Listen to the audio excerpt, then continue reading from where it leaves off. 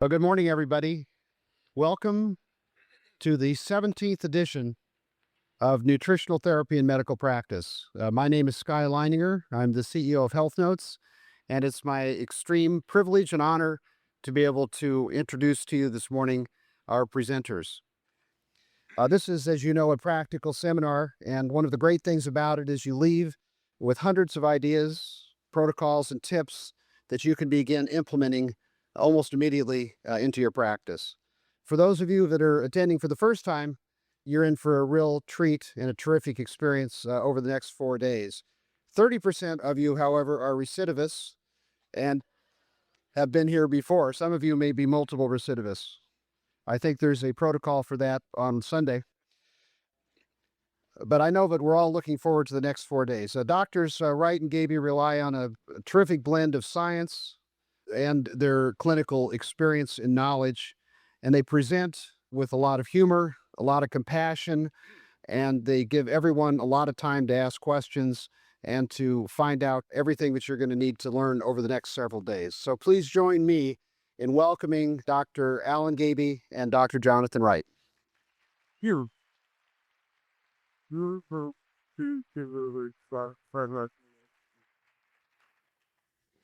Thank you all for coming, and thank you all for coming to Las Vegas. We very much appreciate it. We always have to say thanks also to the many people who've helped to support the seminar. To start with, our wives, Holly and Beth. I say thank you to Beth, particularly Alan's wife, because since she's been with Alan, he's calmed down. One was reminded of the Energizer Bunny. Thank you, Beth. So thanks to Holly and Beth. Thanks to all of Beth's family who are at the registration desk, busily registering everybody. Alan has a surprise for us. He's also got a surprise for me. He wouldn't tell me what he's going to do for the next hour. That either means it's totally outrageous or it's typical original Alan Gaby. Here we go, Alan. Okay, thank you. That was Jonathan, and I'm Alan. Okay, I'm very happy that you're all here as well, and this is our 17th presentation since 1983, and it's the largest that we've had, and we have people from all over the world, from Japan, from Korea, the Netherlands, Denmark, and Mexico, Puerto Rico, Guam, Croatia. There's nobody here from the U.S. because this kind of medicine's illegal here, right? Anyway, my dad is here, retired surgeon, 84 years old. He told me he wanted to come to learn a new type of medicine so he can go back into practice and finish paying off his student loans. So what I'm going to do is a 1-hour presentation that'll give you a general overview of the way we see nutritional medicine as it impacts upon public health and specific disease prevention and treatment. As you know, this is a controversial field. Jonathan got into this in the early 70s, it was. I began being interested in it around the same time, but not gotten to medical school yet. And we met up with each other in the late 70s and realized that we were kindred spirits of nutrition and have been working on this, trying to help people individually and to spread the information around so that others can do as well. We have this thing called evidence-based medicine, and a lot of people say, well, where's your evidence? So we've done our best to provide you with citation manuals where you can use this information and show it to other people if they say you don't have the evidence. I think that hearing us talk for 4 days will give you probably only 10% of the information that you can obtain by using the materials that we handed out. Hopefully you'll be referring to these for a long time to come because they address issues that will come up clinically, and we've indexed them, and there's a table of contents. So let me just briefly tell you how to use this material.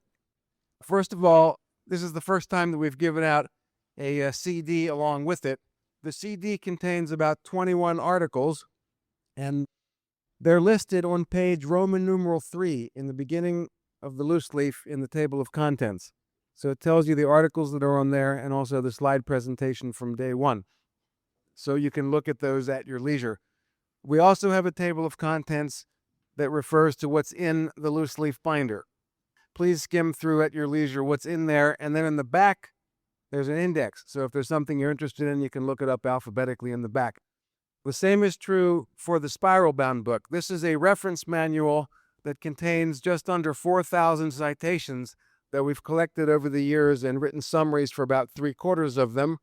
And this has both a table of contents and an index. So if you want to find out something about a specific nutrient, you can find that in the index. And if you want to find out something about a specific disease, you can find that there too. So with that said, let's begin the slide presentation and bring the lights down to slide mode. I think this is the last time we'll subject you all to slides for the whole conference. Yes, just this 1 hour. So it was Hippocrates who said 2,000 years ago, let your food be your medicine, let your medicine be your food. We actually heard about that in medical school as well, but it was not emphasized after the first day.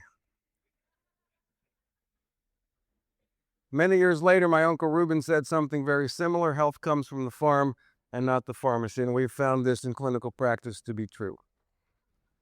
So, why do we like nutritional medicine as an alternative, as we say? Alternative is really a bad word because it makes you explain what you're doing for those that are doing what's in the convention.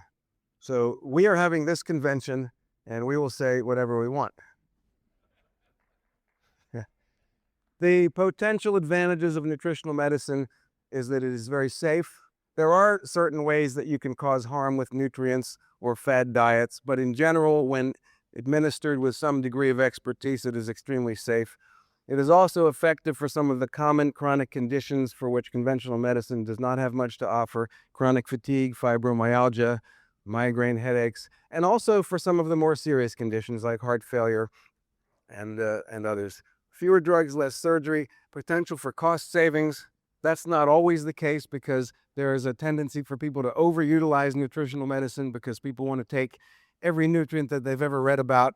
But again, when expertly administered, nutritional medicine can be much less expensive, particularly as we get a lot of people out of the healthcare system by getting them well. And then the advantages of self-care, empowerment by taking care of yourself and having control over your health. There are some challenges as well, lifestyle changes. A lot of people come in and say, "You want me to do what?" And they walk out the door. I had a patient who had egg-induced migraine. We identified it with an elimination diet. He chose to have his eggs and have his migraines too. And there was nothing that I could do about that because that was his decision. He was apparently addicted to eggs. People are addicted to sugar. They're addicted to foods to which they are allergic. So we have to work with people on a personal level and not just say, do this, and do this. Lack of insurance reimbursement is another problem for some of the things that we do.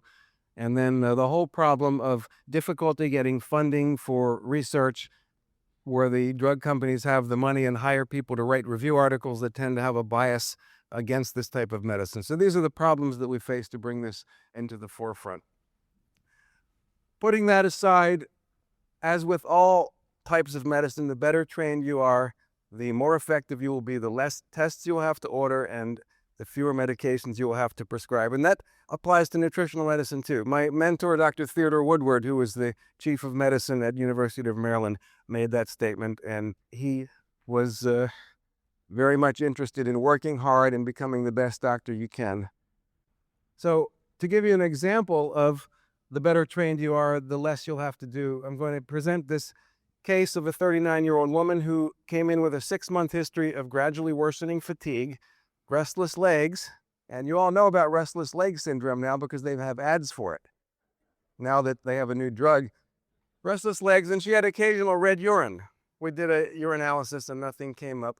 So first thing is put on the diagnostic hat. Why is the urine red? Does she have kidney stones? Does she have bladder cancer, myoglobinuria?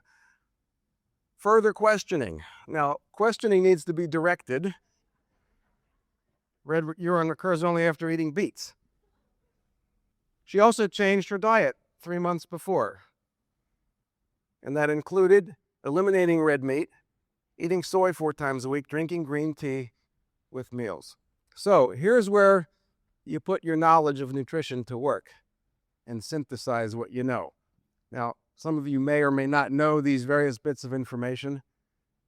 Heme iron from meat is well absorbed, so when the patient stopped eating meat, she was at risk of developing iron deficiency. Soybeans inhibit the absorption of iron. A lot of people that eat a lot of soy and are vegetarians have iron deficiency. And also, both black and green tea inhibit iron absorption. So we're starting to think iron deficiency here. Iron deficiency can cause all of the symptoms of which she was complaining. So we did one confirmatory lab test, and she turned out to be severely iron deficient. Tentative diagnosis, fatigue, restless leg syndrome, and beeturia, which is actually a clinically described condition. It's true, it is due to iron deficiency. And she was put on iron, and all of her symptoms went away. So we try to know as much as we can so we can practice with refinement of workmanship and skillful handling of a situation, which we call finesse. So again, the more you know, the more finesse you will have in all aspects of medicine, and that includes nutrition. We don't just want to recommend 17 antioxidants and 12 nutraceuticals and to avoid all foods except okra and yak fat. So there's another bond that word finesse has with nutritional medicine. For those of you that play bridge, you know that you try to win a trick with a lower card than the strongest one in the deck. And the same in nutritional medicine. We use less aggressive approaches. And Hippocrates said that too. When in doubt, use the least aggressive approach first. And that's one of the beauties of nutritional medicine. We have very gentle interventions in terms of their toxicity that sometimes have very powerful benefits. So we'll go into some of the basics. Eat slowly and chew well. Now, most of you heard this from your grandmother.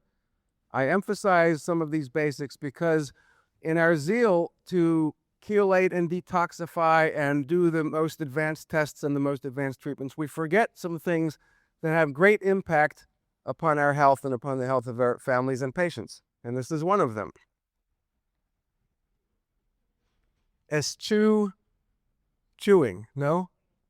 Don't eschew chewing. Eschew wolfing.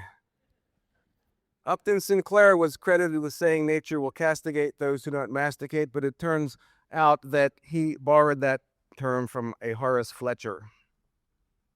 Now, why is chewing so important? It creates more surface area upon which digestive enzymes can act. Here's a schematic diagram of that. You see the large block of ice on one side and the ice chips on the other side melting in the hot sun. Which one is going to melt faster on the hot day? By the same analogy, if you have food that's been chopped into small pieces, your digestive juices will act upon them much more rapidly and more efficiently, and then you will be able to absorb things and you'll be less likely to suffer from heartburn and other GI side effects. So it improves digestion a second way by stimulating the secretion of an enzyme, amylase, which improves carbohydrate digestion. And it also stimulates the secretion of saliva. Now, we tend to forget about saliva, but it's very important. It does a lot of wonderful things in our body. It's got at least 4 items listed there that have been documented to help prevent the formation of dental caries. It buffers the acid produced by the bacteria. It cleanses the surface and sweeps off the bacteria. It has direct antibacterial activity, and it has minerals which actually remineralize the enamel surface. And this is from saliva. So if you're taking medications that inhibit salivary flow, you are at higher risk of getting cavities, and if you do not chew your food as well, presumably you are too. Also, there are protective factors that coat the esophagus, and these are listed here: epithelial growth factor, mucin, prostaglandin E2, transforming growth factor alpha, buffering agents such as bicarbonate. And each of these has been shown to protect the esophageal mucosa against the damaging effect of acid that might reflux. And one of the things that I've seen with people who have heartburn, either documented gastroesophageal reflux disease or GERD, or just plain old heartburn without a diagnosis, if you can talk them into chewing their food well, very frequently their symptoms will go away.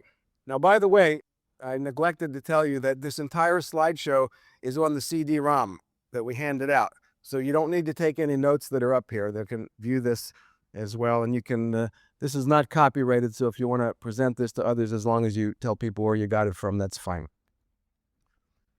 Another basic rule of nutrition: eat breakfast. We know this, but now they've done research and shown that people who eat breakfast end up eating fewer total calories during the day. So folks who are trying to lose weight definitely eat breakfast. Don't skip that meal. It also produces beneficial changes in our cardiovascular risk factors. And according to observational studies, people who eat breakfast are at lower risk of having gallbladder disease. And it improves insulin sensitivity as well. Another one, don't skip meals. Again, you've heard this.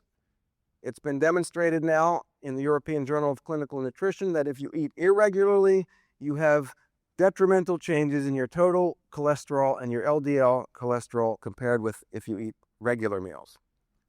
Now, a lot of people will say, yeah, I'm tired of doing what's good for me. I just want to feel good right now. And that's a legitimate concern. So I bring the point up that many, if not most, of the changes that we make to live for 30 years with good risk factors, and 30 years later, out pops no heart attack and no stroke. This is what we try to do with people. The side effects of this type of diet frequently is feeling better today. So the same changes that I just mentioned, case report of a 56-year-old man referred to a psychologist by his internist for agoraphobia, or fear of crowds. Severe anxiety attacks every Wednesday evening. That was the only night of the week that he ate out. So the psychologist, who knew a little bit about metabolism, questioned the man, and he found out that he ate dinner on Wednesday nights at the restaurant at 8 o'clock. Every other night he ate at 6 o'clock. So after assessing him psychologically, he determined he had a working diagnosis of hypoglycemia. So he told the man to eat a snack at 6 p.m. and he was promptly cured. An interesting sidelight, and hopefully things have changed. This was about 15 years ago this happened. The internist called the psychologist up and said, "How dare you intervene medically with one of my patients, and I'm never referring you a patient again." I don't know. Has that changed? Well, maybe it will eventually. Another basic rule of nutrition, there are a lot of things that we know we should do, and we are subject to subliminal messages. This is a schematic of that.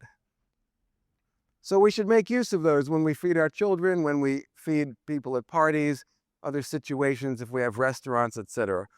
Cue number one, the bowl size. This is an article in JAMA last year. They randomly assigned people attending a Super Bowl party to go to one table where there were 4 bowls that were each 2 liters in size, or 2 bowls that were each 4 liters in size. So total amount of food, 8 liters. There was 53% more food taken from the large bowls than from the small bowls, and all of the food was consumed. So in effect, 50% more calories were consumed just based on the size of the bowl. So this is something very simple that you can do. You can put your fruit and your vegetables and your unsalted raw nuts in large bowls, and you can put your jelly beans in small bowls. Portion size as well. This affects kids in particular, but also adults. If you put an enormous amount of food on a plate, children have been shown not only to eat more total food, but to take much larger individual bites as compared with when they are allowed to serve themselves or when they're given the same food with less on the plate. So some very simple things that we can do. The size of the salt shaker hole. This was published in Nature back 20-some years ago. They found that there was a direct correlation between the size of the hole and the amount of salt that was used, down to 3 millimeters. Below that, it was an inverse association because people began jamming their fork into the salt shaker to make bigger holes. Another basic rule, and this is very important, and it's generally overlooked, even in nutritional medicine in many cases, and that is that the cooking method matters, as you can see. If you heat foods to extremely high temperatures, you create toxic byproducts. Some of the ones that have been identified: cholesterol oxides, lipid peroxides, heterocyclic amines, and advanced glycation end products. We will talk more about cholesterol oxides and lipid peroxides in the cardiovascular section, but suffice it to say for now that it appears that these are 2 of the major components in food that induce cardiovascular disease, much more than cholesterol itself, the oxidized form from cooking. Heterocyclic amines are produced at very high temperatures, and they are clearly carcinogenic agents, which explains probably why browned meat is a cancer risk factor, whereas less well done meat, medium rare, rare type of meat is not a risk factor for various types of cancer. The one that has been best studied at this point is called advanced glycation end products. And these are substances that are produced during cooking and processing, a so-called reducing sugar, a sugar which causes another substance to be reduced, and those include those three, glucose, fructose, and lactose. When they interact with a protein or with certain types of lipids, they form these compounds that are known as advanced glycation end products. They are similar to glycosylated hemoglobin, which we measure as far as risk of diabetic end organ damage. Other substances in our body get glycosylated or glycated, which is a similar reaction. We call them AGEs, which is a nice acronym because it does accelerate the aging process, these advanced glycation end products. They're absorbed intact from food and they persist in the tissues. They increase the immunogenicity of protein. What does that mean? It means that if you are ingesting a piece of chicken or fish or something with protein and it is glycated, it will appear foreign to the body and you are more likely to develop an allergic reaction to that if it's glycated in that way. My personal experience is that if I eat browned corn, I will get certain specific reactions, and if I eat the same type of corn that has not been browned, nothing happens. And others have told me the same thing. It has been shown in animal studies to promote the development of atherosclerosis and the complications of diabetes. Also in animal studies, it increases certain manifestations of aging, specifically the cross-linking of protein and collagen. And also it's been shown to increase the inflammatory response. A study published in the Proceedings of the National Academy of Sciences showed that when diabetics consume almost the same meal, but which differs only in the degree to which it has been cooked, that you can induce profound changes in certain risk factors. Specifically at the bottom, the C-reactive protein increased by 35%. As you know, C-reactive protein is a marker for inflammation, and it is also a confirmed independent risk factor for the development of heart disease. So compared with a regular American diet, one that was heavily glycated increased C-reactive protein, and one that was fairly unglycated decreased it. And the difference between 135% and 80% there, if you look at those changes, that's about a 70% difference in C-reactive protein just from making moderate changes in the way you cook. So cooking at high temperature is the worst.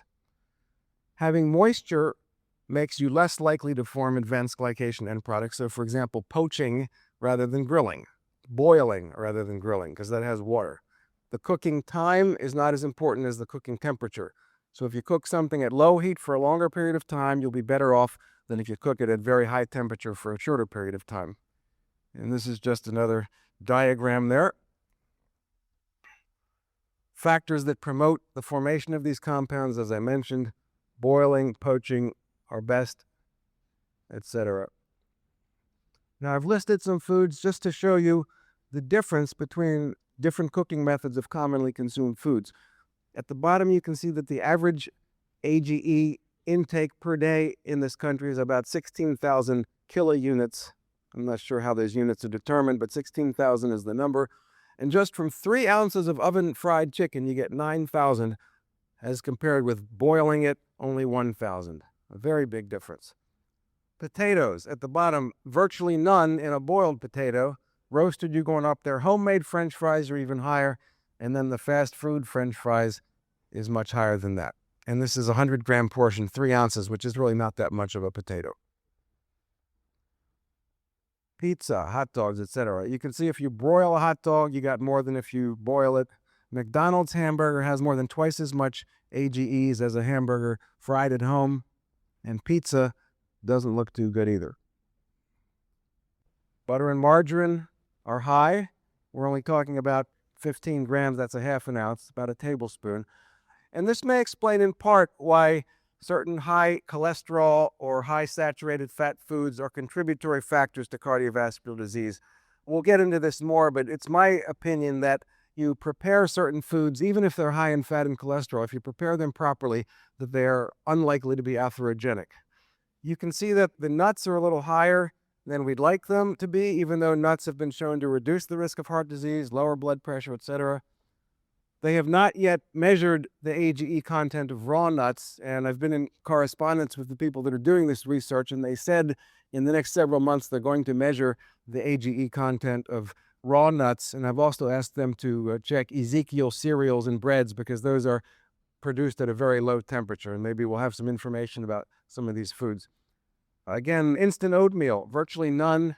Rice Krispies 600, etc. Infant formula versus breast milk, another reason that breastfeeding is more healthful than the formula. Microwaving is not as bad as other forms of cooking in certain ways, but it's perhaps worse in other ways, forming unnatural amino acids and producing atherogenic lipid peroxide. So the jury is still out. It doesn't seem logical to heat something from the inside like that. So just from an anthropological standpoint, it doesn't seem like it's a good thing to do to microwave, but there's not as much research on that as we'd like. Another obvious rule, stay away from junk food. By the way, the first supper break, the supper break tonight, there is a McDonald's across the street, and they have a Riviera convention special. If you get a supersized meal, they'll give you a free bottle of insulin. And this was from the last conference. I maintained that the reason they have not found those weapons of mass destruction yet is they didn't look in the supermarkets. Okay, so the primo junk food used to be sucrose. Now it's probably high fructose corn syrup. There's a lot of research on the biochemical effects of eating large amounts of sucrose. Reduces HDL cholesterol, which increases the risk of heart disease, increases triglycerides, uric acid, cortisol, and blood pressure. Each of these are deleterious changes. High cortisol may promote osteoporosis. High uric acid promotes gout and heart disease. High blood pressure, and we know serum triglycerides, we know are cardiovascular risk factors. It also increases platelet aggregation, which is another risk factor for heart disease. And elevated platelet aggregation is a component of a lot of the chronic illnesses that we see, hypertension, migraines, and others. And perhaps in susceptible people, sucrose is a contributing factor there too. Only about a third of the population is susceptible, which reminds us that everybody is different, and some people can live a terrible lifestyle and remain healthy. Other people, just a tiny amount of sugar will make them sick. It reduces neutrophil phagocytosis, which is something that our white blood cells do to try to kill bacteria. And this is an effect that lasts about 5 hours. But we find clinically that people who are susceptible to recurrent infections, in some cases, if you can talk them out of eating all of the sugar, then they stop having infections. And finally, empty calories. About 20% of the calories in our diet are in the form of sucrose or high fructose corn syrup, and it dilutes all the amino acids, essential fatty acids, vitamins, and minerals that we're trying to get in our diet. So, doing what's good for us may help us feel better today. These are some of the symptoms that have been attributed to the hypoglycemia syndrome. There are two manifestations. One is the fight or flight reaction that we call the adrenaline surge, sweating, weakness, hunger, irritability, rapid heart, nervous anxiety. A lot of people experience these. We question them about what time of day they occur, and if they tend to occur before meals and are relieved by eating, we try to treat them for hypoglycemia. There's also what they call the neuroglycopenia syndrome, which means there's not enough sugar reaching the brain for brain metabolism. And these symptoms are distinct, even though they're both related to low blood sugar: blurred vision, double vision, confusion, memory loss, fainting, blackouts, and inability to move. And some people have both of these types of manifestations, but the treatment is similar. Many other symptoms have been attributed to hypoglycemia. They're listed here. It's a controversial syndrome, but you can do a clinical trial. It's not terribly difficult. We did in this study here, in this case report. A 26-year-old female with a long history of fatigue, anxiety, and depression. Craved sweets, felt sleepy after large meals. She got symptoms if she didn't eat, which is common with hypoglycemia. Crankiness, mood swings, dizziness, headaches, gastrointestinal symptoms. So just based on her symptom complex and the times of day that they occurred, she was advised to go on a diet, avoid refined sugar, caffeine, and alcohol. These are the three major blood sugar destabilizing substances. Eat between meal snacks to prevent the blood sugar from dropping, and eat whole foods. Whole foods contain more vitamins and minerals that help glucose regulation, and they also contain fiber that slows the absorption of the sugar, so you're less likely to get bounces up and down in your sugar. And to take a multivitamin and mineral, which had chromium and magnesium and some other things that help balance blood sugar. Severe withdrawal symptoms, which is common in people getting off of sugar or getting off of caffeine or getting off of alcohol, and also in people getting off of allergens. But after several days, she was fine and she became completely symptom-free. And as long as she stays on the diet, she's fine. If she goes off the diet, the symptoms gradually come back. So, a lot of us have been told that fructose is good, sucrose is bad, and we've been told because fructose does not require insulin to be metabolized, and it does not raise your blood sugar, and both of these things are true. However, I can list many things that do not raise your blood sugar. Jumping off a bridge. We're not recommending that as a substitute for sucrose. So merely because it doesn't do that does not automatically mean it's good for you. It turns out fructose does a whole lot of other things which may end up being worse for you than sucrose. There has been a dramatic increase in fructose consumption in the form of high fructose corn syrup. As you can see, it went from half a pound a year to over 62 pounds a year in a 20-some year period. These two substances are different. They're not just empty calories. One of them is a disaccharide, that's sucrose, which has to be hydrolyzed by gut disaccharidases before it is absorbed. The other is already hydrolyzed. It's almost 100% monosaccharides or single sugars, so it's ready to be absorbed right away. And that's one of the differences. Fructose and the glucose that's in high fructose corn syrup will get into the body faster. Fructose is also a reducing sugar. As I mentioned before, reducing sugars promote the formation of advanced glycation end products, and sucrose does not do that. So in that respect, fructose may promote the formation of AGEs in food, during cooking, and also in the body to the extent that some of this is absorbed, makes it through the liver without being metabolized, and then gets into the serum. Fructose is a highly reactive molecule in the bloodstream, and we don't know yet what it does to humans, but we can only guess. In rats, you can induce retinopathy in normal rats, diabetic retinopathy. Even though the rats do not get diabetes, they get the pathological changes in their eyes that are identical to what is seen in diabetic retinopathy. You can do the same thing with fructose, and it only takes half as much. So by implication, it is the fructose component of the sucrose that is causing this problem. Fructose also increases markers of aging.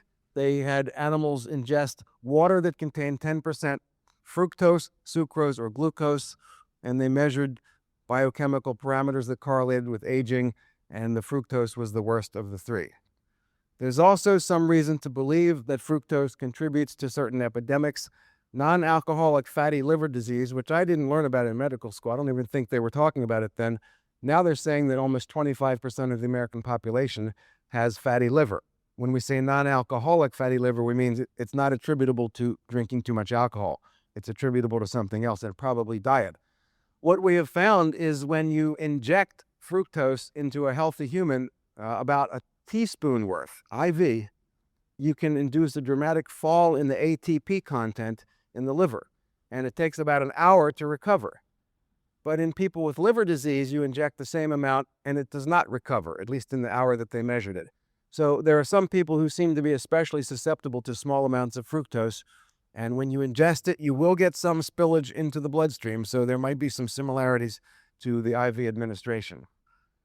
I've reviewed this information in detail, and this article is on your CD-ROM, so I won't talk about it anymore, and you can also access this directly from PubMed. It's from Alternative Medicine Review, and you can download it right from PubMed. Another rule of nutrition, each person is different. Roger Williams taught us this. He talked about biochemical individuality. These are some common foods that people are allergic to. Not everybody, just some people. Wheat, soy, milk, eggs, peanuts. There's a case report of a little girl that I saw, 3.5 years old. 30 ear infections in her life. She was on chronic suppressive amoxicillin because every time she tried to stop, she would get another ear infection. She had bilateral effusions at the time of the exam. Her mother had had rheumatoid arthritis, which was found to be due to food allergies, so her mother brought her in thinking maybe her daughter had food allergies too. We put her on an elimination diet, took her off of amoxicillin 10 days later. She remained symptom-free for another 11 days, at which time we began food challenges. Everything was fine until we got to corn, and within a few minutes after ingesting corn, she was crying and tugging at her ear, and a short time after that, there was fluid coming out of her ear.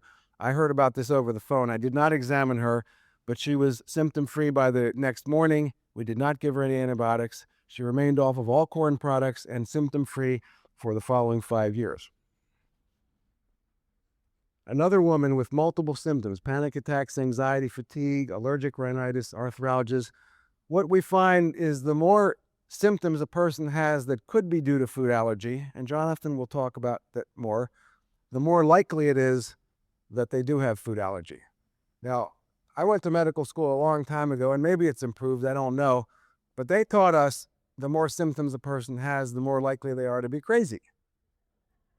And sometimes that's true, but most of the time it's not. They told us to ask people if their teeth itch. Did they tell you that? Because if your teeth itch, there are no itch receptors in the teeth, so that proves that they're crazy if they answer yes to that one. But what I learned in nutritional medicine is the more symptoms a person have, the more likely they are to have a blood sugar problem, food allergies, or a thyroid problem that doesn't show up on the lab test, and we'll talk about that later too.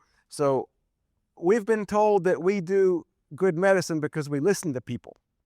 And one person got up one time and said, well, that's the only reason people get better is because you spend time with the patients and listen to them. And another doctor got up from the other side of the room and says, well, if that works so well, why don't we do that?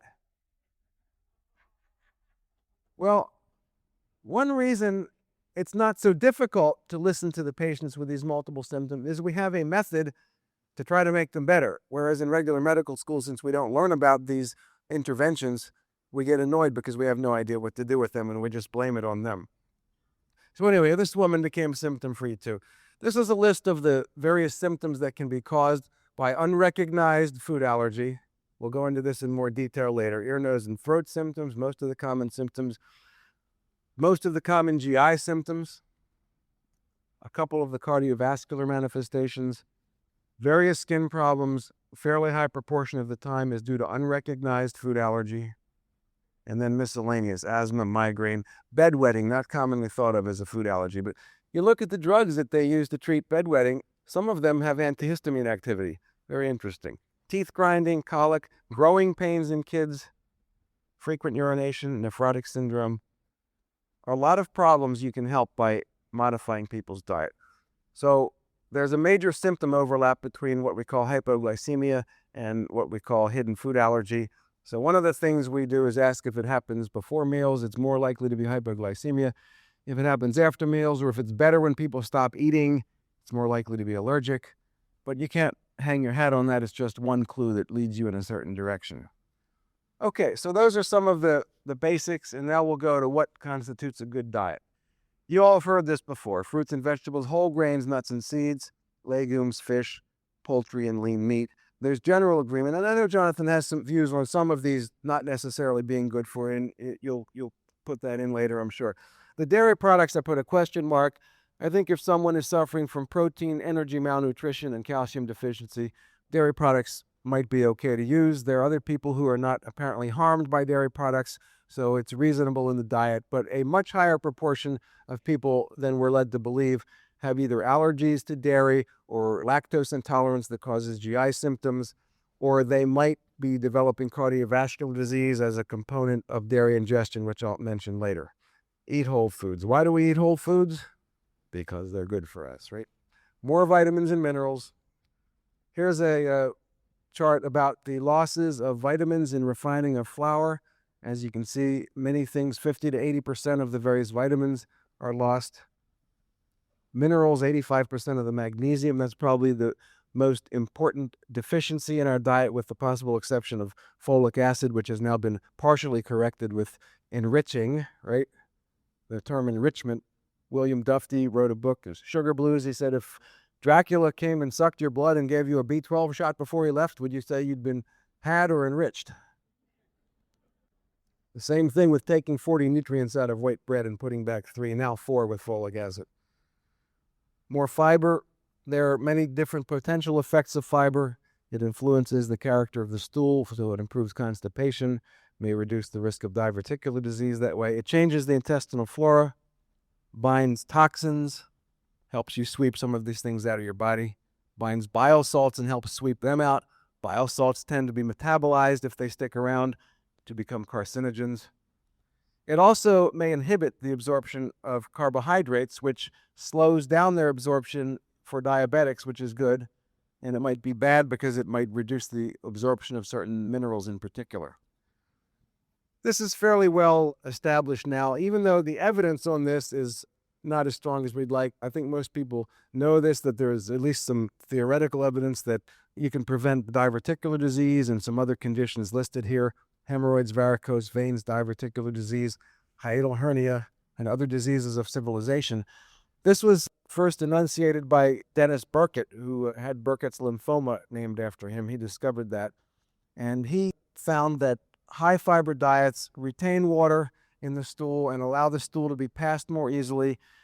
Less pressure is required on having a bowel movement, so you don't put the pressure into the hemorrhoidal plexus, so you're less likely to get hemorrhoids. You don't transmit that pressure into the veins of the legs, so you're less likely to get varicose veins. And he had some other theoretical mechanisms whereby high fiber might prevent some other conditions. His best evidence was in the areas of Africa where he worked for 30 years. Virtually none of these diseases were ever seen. Another benefit of whole foods compared with refined foods and sugary foods: they have a lot of accessory food factors, flavonoids, polyphenols, etc. A lot of these different chemicals have been studied individually. Some of them have anti-cancer effects. Some of them may influence cardiovascular risk, like polyphenols. So we don't know enough about these yet, but you get these in whole foods and you don't get them in the refined foods. There's one called alkyl resorcinols, which is present in the bran portion of certain grains. And this is a substance that is actually incorporated into cell membranes. So people that eat whole grains have this in their cell membranes. People who eat white bread don't.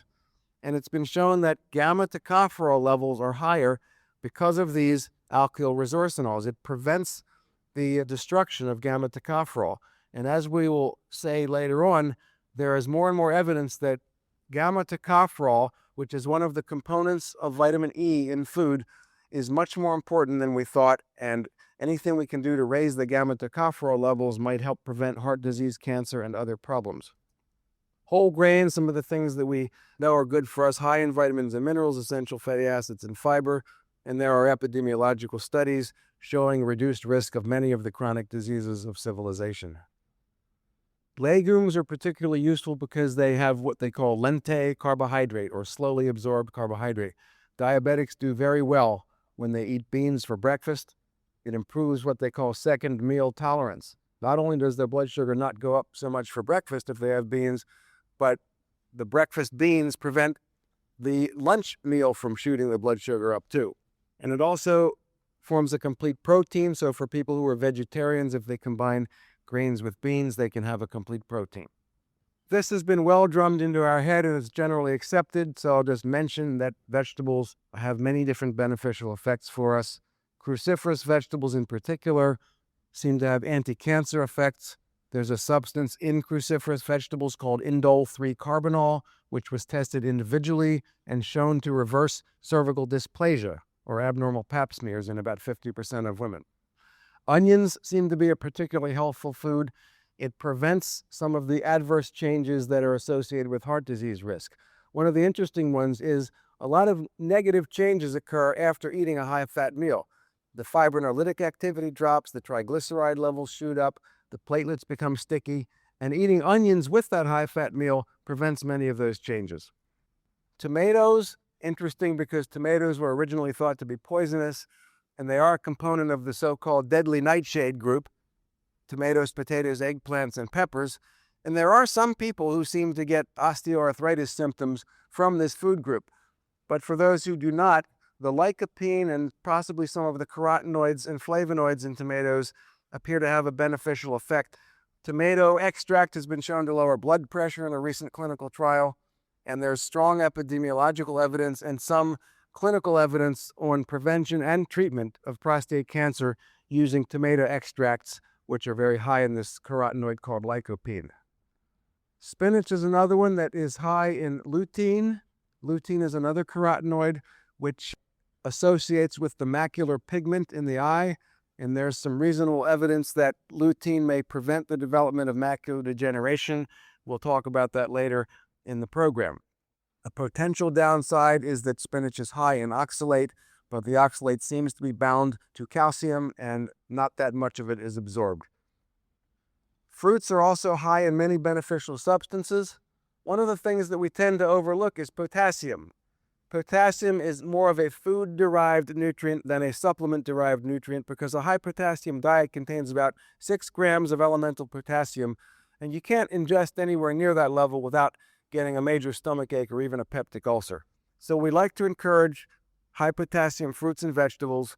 That's the best way to get your potassium. There's new evidence that potassium may prevent strokes and heart disease in ways that are unrelated to its beneficial effect on blood pressure.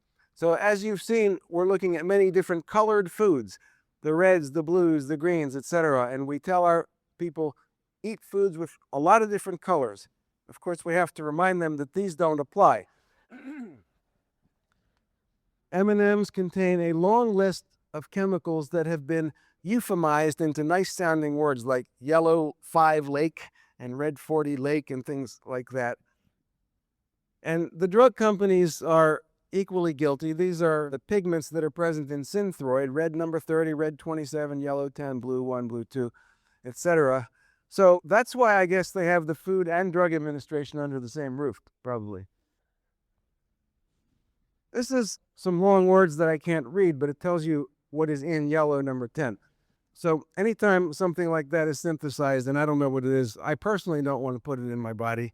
There are animal studies that show some carcinogenicity and some allergenicity of some of these compounds. They're not as well studied as we'd like. Another good food, blueberry. Blueberry helps visual function. It's got powerful antioxidants that may prevent a wide range of diseases. And it also, like cranberry, contains a substance that prevents the binding of E. coli to the cells that line the urinary tract, and therefore might be effective, like cranberry, for preventing or possibly even treating urinary tract infections. This is well known and well documented in the research that cranberry can be used to prevent and sometimes to treat urinary tract infections. It does it by a couple different mechanisms. It has a natural substance called hippuric acid, which is a mild antibiotic. It also mildly acidifies the urine, which helps to prevent infection, and it has that substance that prevents the E. coli from binding. And Jonathan will discuss later his brilliant discovery of mannose as another probably more effective treatment than cranberry. Another thing that Abram Hoffer, the orthomolecular psychiatrist, found out was that if you give people schizophrenics cranberry juice, the typical body odor that they have will disappear. Cranberry is also high in oxalate, but when you add in all of the other factors, the net lithogenicity, as they say, or the tendency to form stones, appears actually to be less in cranberry consumers than in cranberry non-consumers. Olives. And I mention olives here rather than olive oil because it comes from the whole food, and there are many things that are present in olives that begin to get refined out as we produce the oil. The phenolics, those are flavonoid-like substances. They inhibit platelet aggregation, LDL oxidation, and eicosanoid production, which is a mediator of inflammation. They've also recently identified a substance in olive oil, that's extra virgin olive oil, that contains ibuprofen-like activity. So it's an anti-inflammatory substance. And it's interesting because some of the controlled studies on arthritis found that fish oil was no more effective than placebo, and the placebo in those cases were olive oil. And in both groups, the people got a lot better. Extra virgin olive oil has many of these antioxidants and phenolic substances compared with the refined olive oil from which they are almost completely eliminated. Nuts are a very healthful food. We have had the tendency to eschew nuts because they are high in fat, but they're also high in high-quality protein, essential fatty acids, magnesium, and in particular arginine, which appears to have some cardiovascular benefit and benefit on sexual function. There have been studies that shown that nuts lower blood pressure, lower serum cholesterol, and reduced risk of cardiovascular disease and diabetes. Raw nuts are probably much more helpful than the cooked nuts, roasted nuts, for the reason that I said before about advanced glycation end products. Red meat, everybody's got their opinion on this. I think the evidence shows at this point that if the meat is not overcooked and not consumed in excess, that it is not particularly detrimental and may even be beneficial for some people. Of course, in the modern era, we have enormous amounts of toxins that have built up because it's at the top of the food chain, and we also have to watch out for the cooking, as I mentioned before. So Jonathan will have some additions to make there too. Fish, we have to balance the presence of mercury and other toxins with the essential fatty acids that have anti-inflammatory effects and antidepressant effects and cardiovascular benefit effects. One study was done where they looked at the Seychelles Islands, and they found that pregnant women who consumed what would be equivalent to 12 helpings of fish per week in the United States had very small, statistically significant changes in neurodevelopmental outcomes in their children. One of those was beneficial, the other one was deleterious. So when all things were considered, this was published in The Lancet. They concluded that the amount of mercury that is present in modern day fish may not have significant adverse effects that overcome the beneficial effects of the essential fatty acids. Now, I'm not saying that everybody should go out and poison themselves with mercury. What I am saying is that if this is your best way to get your essential fatty acids and your high quality protein, modest intake of fish is probably better than no fish at all for certain conditions. Milk, we've all got our opinions about milk. There's some evidence that it promotes type 1 diabetes. It turns out that there's certain genetic strains of cow, and they produce different types of casein. Casein is the major protein, or one of the major proteins in milk. And certain types of genetic caseins are strongly associated with diabetes risk, and other ones are not associated with it at all. I have not been able to identify anywhere how to determine which cows have which types of casein, and perhaps we may be able to do that in the future. There was a theory from the 70s by a Dr. Kurt Oster, a cardiologist from Connecticut, who identified an enzyme present in homogenized milk called xanthine oxidase. Xanthine oxidase, he showed, was absorbed intact from homogenized milk. The reason it did not get destroyed by the digestive enzymes was because the homogenization process coats the enzyme with lipid and allows it to pass unhindered through the lymphatic system into the bloodstream. And he identified xanthine oxidase of cow's milk origin. He was able to distinguish it from human by immunohistochemical methods. Cow's milk derived xanthine oxidase in the endothelial lining of atherosclerotic plaques, apparently chomping away at the endothelial lining. So this remains a theory. It has not been proven that homogenized milk is dangerous, but it is supported by the epidemiological evidence. There is a better correlation with homogenized milk consumption and heart disease around the world than there is with butter or with cheese. And butter and cheese have little or no xanthine oxidase in them. So this is something that really should be studied further. Eggs. I'm a fan of eggs. Others may think it's excessively high in cholesterol. It appears that if you do not oxidize the cholesterol is reasonably safe. So if you boil the egg inside the shell and you poach it in the water, as opposed to scrambling it so that the yolk releases the cholesterol and the air and the heat contact it, there's at least theoretical evidence that that's a lot safer. So I tell my patients they can eat the eggs. There's minimal change in serum cholesterol from eating eggs. I did a personal experiment one time, ate 7 eggs a day for 2 weeks, and my cholesterol dropped by 50 points. I've seen other people who are not susceptible to this, but there are some who are. So if somebody wants to eat a lot of eggs, monitor their lipid levels. Eggs also contain a well-absorbed form of lutein because of the association with the lutein and the fat. It may turn out that eggs is a more bioavailable form of lutein than spinach or certain other foods is. Again, additional research is needed there. Another basic rule: avoid toxins. We have heard this many times. I've talked about the factors in heating, also the trans fatty acids. I'm not going to emphasize this in detail. We've heard about this many times. It's now clearly established that it's atherogenic, and they're even banning it in New York and maybe some places in California too. Coal tar dyes, preservatives, aspartame, MSG. We'll talk more about these later. There have been case reports of aspartame causing a wide range of symptoms.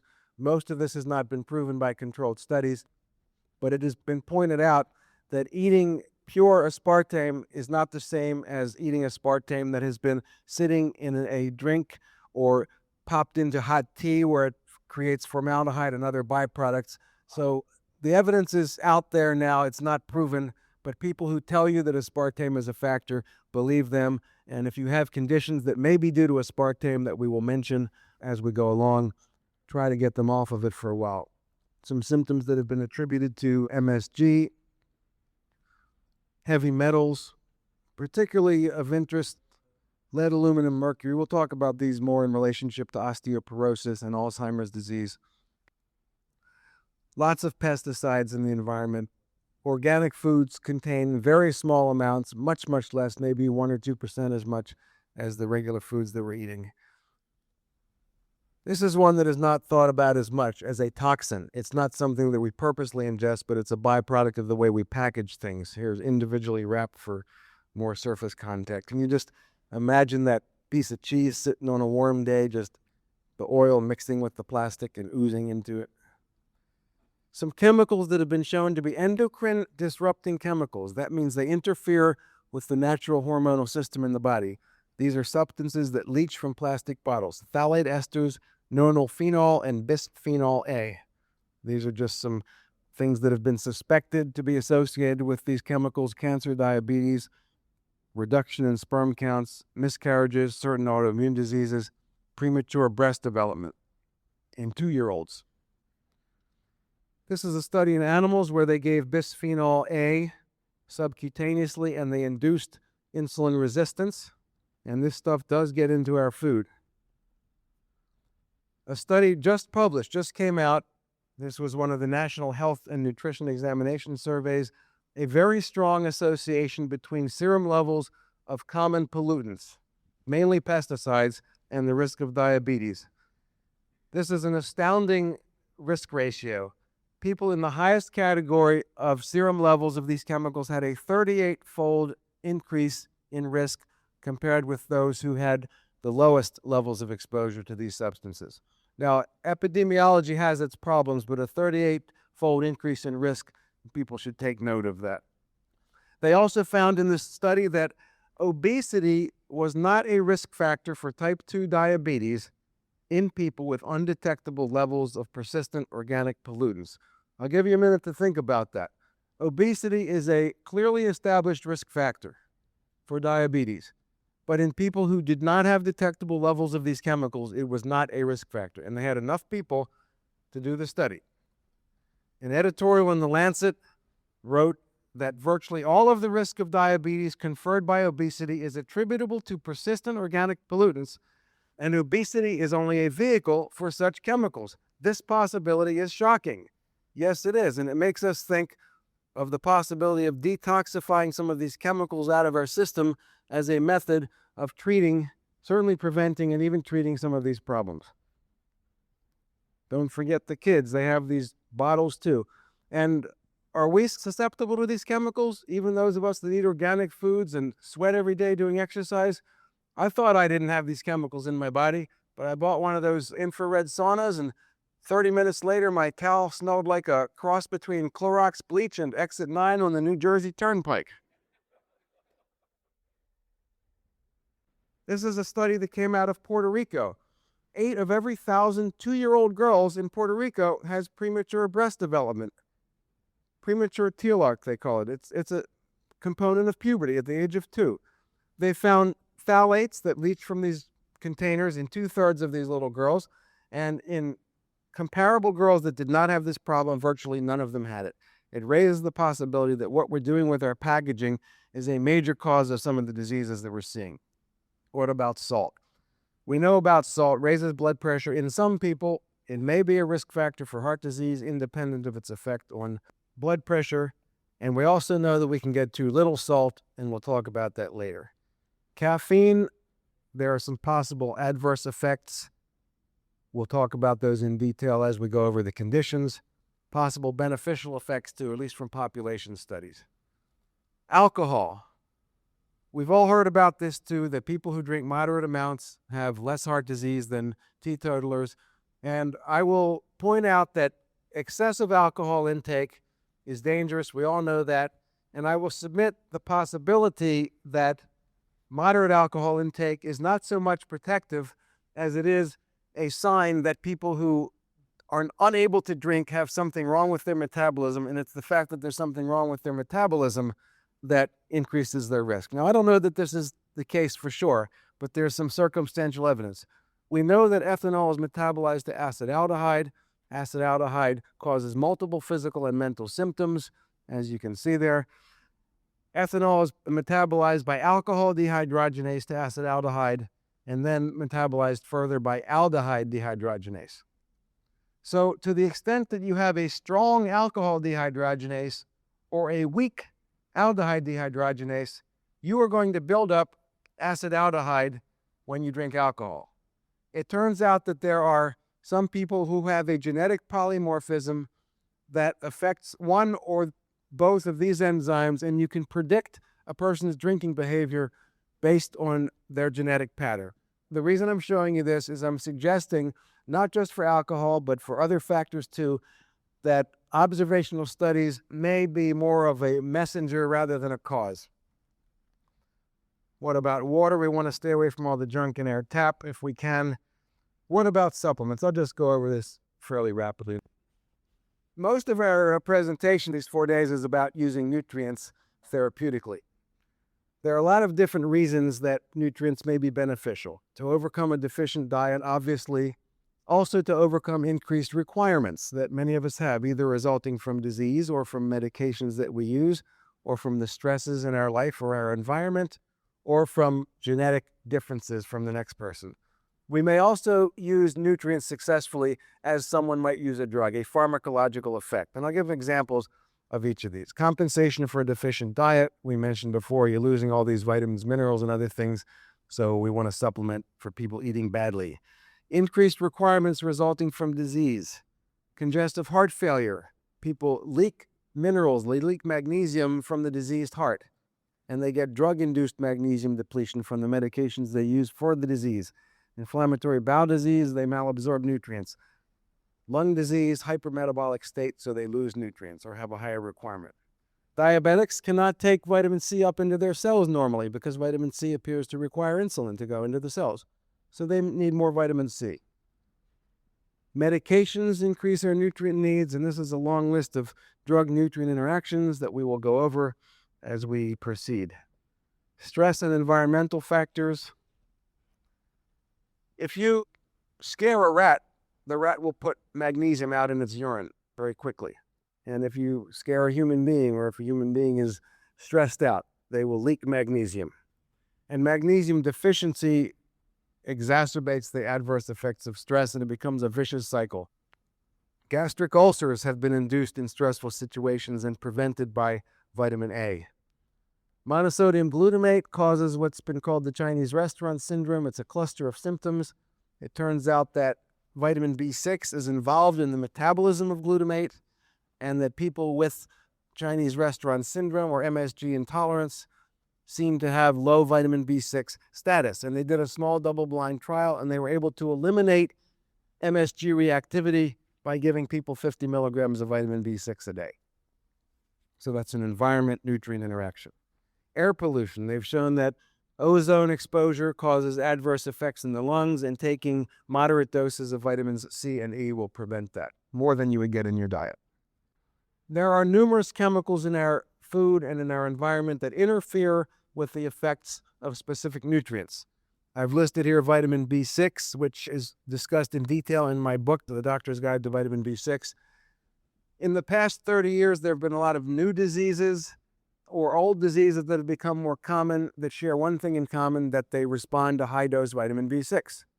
During the same time, there's been a proliferation of environmental chemicals that interfere with vitamin B6. Similar possibilities with zinc. And the last one, and intellectually the most exciting, is the biochemical individuality.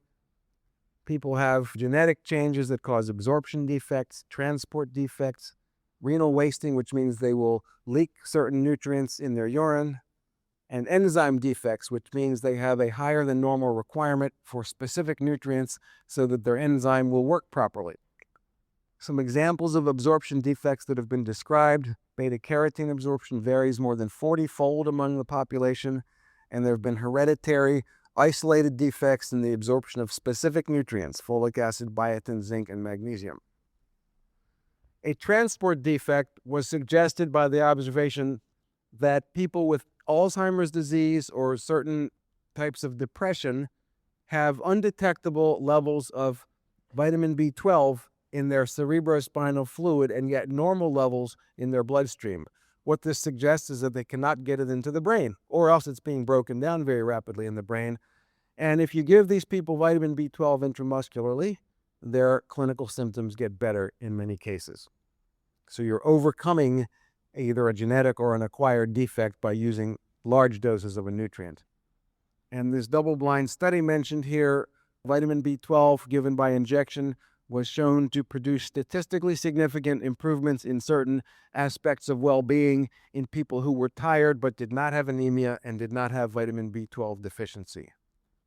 There's a relatively uncommon condition called Gittleman's syndrome, where people waste magnesium and potassium in the urine. I'm bringing this up here to suggest that there may be milder forms of this disease. They found that there's 3% of the population has one of the polymorphisms that's associated with this condition, and 6% has another one. So about 9% of the population is heterozygous for this condition. And what that means is maybe they have a mild magnesium wasting. And in my experience, if you were to do nothing but tell everybody in this country to take magnesium, with the exceptions of the people with renal failure, which they can't do, you will probably reduce the cost of health care by 5% in 2 weeks. Symptoms of magnesium deficiency. Reads like the who's who of psychosomatic illness: fatigue, anxiety, weakness, chest pain, dyspnea, muscle cramps, memory loss, etc. Now, don't look at the top of the screen, look at the bottom. I just changed the slide. Did you see anything change? Symptoms associated with mitral valve prolapse. They're exactly the same. Is mitral valve prolapse a magnesium wasting syndrome that has not been identified yet? Well, there's circumstantial and some clinical evidence that it is. There's been a double-blind trial and 2 or 3 uncontrolled trials that demonstrated marked improvement in the symptoms associated with mitral valve prolapse with oral magnesium supplementation. In addition, according to Dr. Durlac, a French magnesiologist, we might say, some people with chronic mitral valve prolapse, you can actually reverse the manifestations of the disease documented by echocardiography after years of therapy with oral magnesium. Enzyme defects. A lot of people have a higher than normal requirement because they cannot bind efficiently to the enzyme. The cofactor enzyme binding is not proper, and you can overcome this with larger than normal doses. I've given you a couple examples of genetic diseases. Wernicke's encephalopathy is known as an alcoholic's disease, but you have to have a specific genetic makeup in order to be susceptible to the effects of thiamine deficiency. There are probably many other people out there that have this same mutation who will do better with a little more thiamine. This is the best known polymorphism, the MTHFR. What was that acronym that you used for that? Can't say, bro. Anyway, this is related to homocysteine metabolism. There's a lot of evidence that homocysteine itself is toxic, that it promotes the development of osteoporosis and atherosclerosis. And I'm not going to go into this in detail. We'll talk about it more when we discuss these diseases. But there are genetic factors that increase our need for folic acid because of this abnormality. This is a double-blind study from JAMA published last year. They showed a 78% reduction in the incidence of fractures in people with high homocysteine who supplemented orally with B12 and folic acid. You cannot get that kind of improvement in hip fracture risk with any other therapy that's available on the market, nutritional drug, etc. Now, the heart trials have been disappointing. There was one study that showed a benefit. Most of them showed no benefit. And the experts pronounced the homocysteine theory dead based on that. These were editorials in the New England Journal and elsewhere. I submit that the homocysteine theory is not dead because there were major flaws in these studies. Vitamin B6 appears to deplete magnesium. We'll talk about that more later. Folate appears to deplete zinc. So here we're taking high-risk populations that have multiple marginal nutritional deficiencies, and we give them 2 or 3 specific nutrients that make some of those deficiencies worse.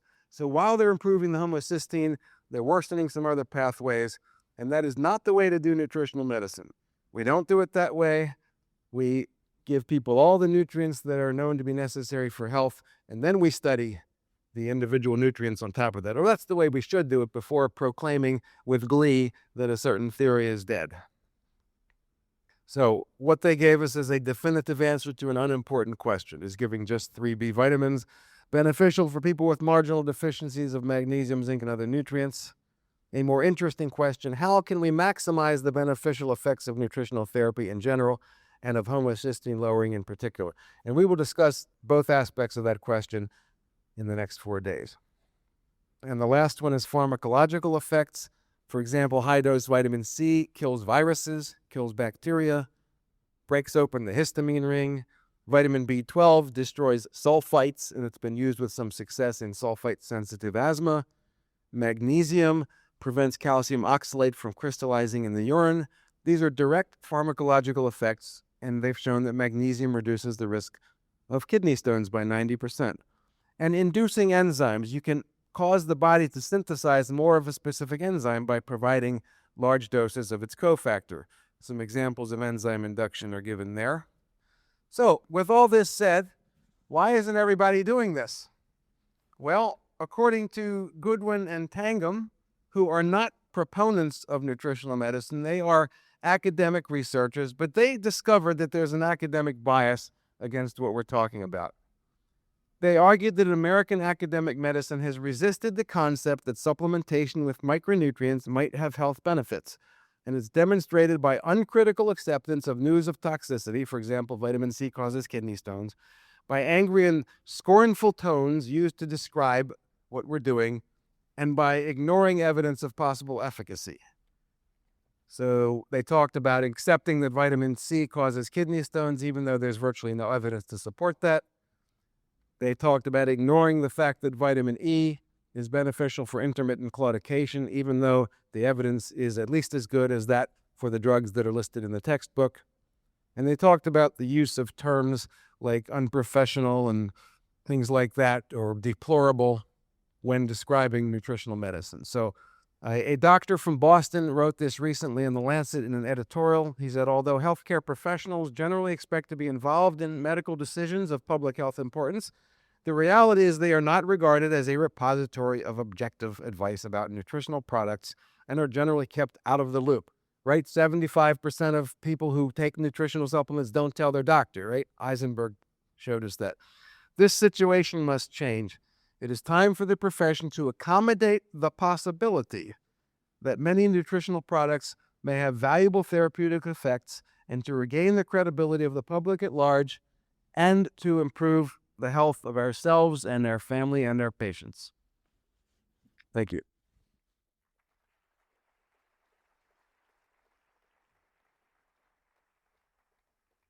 This presentation continues on disc number 2.